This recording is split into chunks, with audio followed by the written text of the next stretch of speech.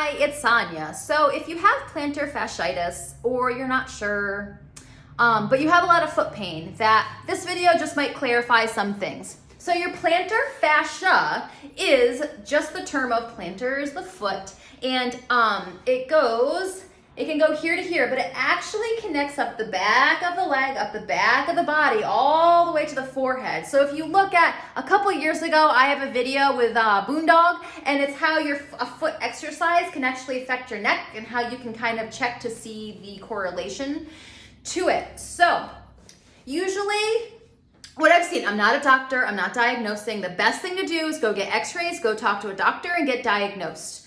But when I put my hands, when you pull your toes back, I start to make the arch more taut, and then I can go in there and I can start to feel the muscle and the fascia here. Fascia really just surrounds the muscle. It's more like the soft tissue and how it's all related. You can also, so then I always compare one side to the other to kind of see what's similar. Most people with their plantar fascia have a very strong band that I can feel. You can massage along it, you could go against it. If you do it too much or too hard, you might cause more inflammation. What you wanna do is be kind to it. It's already mad, so it's just like a child. Are you gonna go poke a child or poke a hungry bear? No, you're gonna breathe. You're going to put sustained pressure in with a ball or your finger. I mean, you could put a ball down. I use these foot savers, they're amazing. So I'll stand on them, or if it's too much, I'll sit, and then I'll hold and I'll breathe and I'll be with it and wait for the muscle to release. And then I'll move a micro space, very small distance, either up, down, sideways. I could do a clock, a linear line, and then I hold, breathe, and sink into it even more. And I try to find the line of it. So I actually go and maybe Google it to figure out what the muscles are and try to just play around with where's your pain. You're gonna tell you. I kind of tell myself I'm a body whisperer just because I just have your body tell me what it's doing and then I translate that to you. So I'm just the middle person between you and your body. So do your toes function the right way? So the one thing is you need to release the muscle, because if the muscle's too tight and contracting, it's always on. You need to teach it how to relax. Sometimes things are inhibited because its neighbor is too active. You can't have everything on and working the right way. So the first step would be release it. Then you need to try to figure out how is your alignment when you move. So do your toes lift straight up and down, or do they go sideways lifting up and down?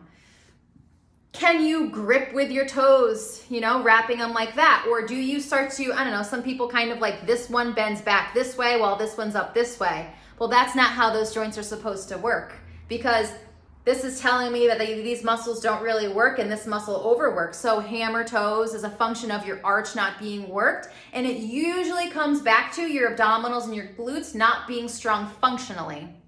So then, if your foot is too active, how much is your ankle moving? It might not be moving enough. Or do you constantly roll your ankle out because you're always bringing it out versus bringing it in? Well, if we keep looking up the body joints, okay, so then your ankle's moving in one direction. Well, now how is your knee responding to how your ankle's moving? Okay, so now your knee is really close to your hip, so then how is it affecting that, which is then affecting the back? Then, how much do we work with our spine and our breath? Okay, well then now what's our neck doing in relation all from our feet? So physical therapy is great because you can get diagnosed, you can work on the specific injury, but what I would like to see more is a step back to see how the whole body functions together. Because are you sitting the wrong way, walking the wrong way? What are you doing really repetitively? Are you trying to get 10,000 steps a day and your foot hurts? Well, an insert might not be the answer. It might help you, but you need to do more in order to relieve it, because it's not just a quick answer. It's a very layered approach. We can only access what your body understands. Then when new muscles start to get worked, we have to keep them working and have the old wrong muscles fall away a little bit, which then gets us to do a whole other layer of muscle stabilization, movement, and then it keeps going. So then the progress happens by how well you do your homework and how well your body wants to adapt and how well you listen to your body and what the pain is telling you.